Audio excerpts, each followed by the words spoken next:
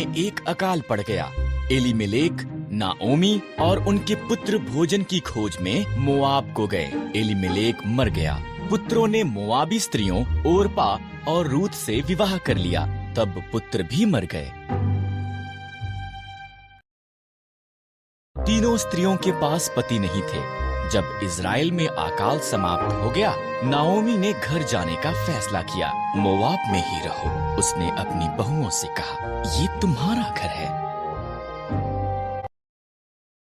ओरपा वहीं रही, पर रूथ ने कहा, जहाँ भी आप जाओ मैं जाऊंगी। आपके लोग मेरे लोग होंगे, आपका परमेश्वर मेरा परमेश्वर होगा।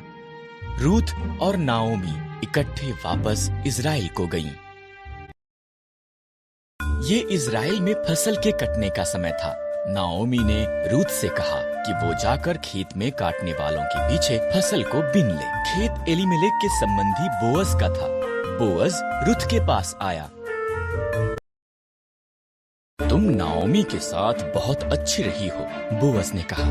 घर छोड़ना मुश्किल रहा होगा, परमेश्वर तुम्हें आशीष दे। उसने रूथ को भोजन दिया और अपने जवानों को उसकी देखरेख करने को कहा।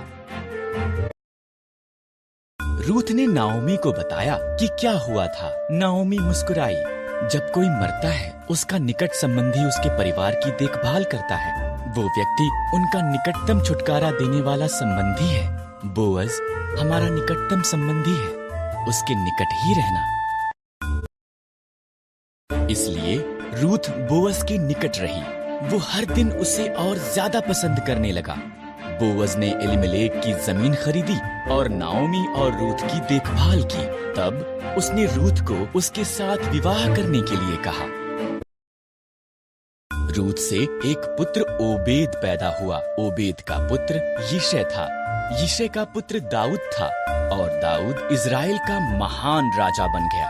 इसलिए परमेश्वर ने रूथ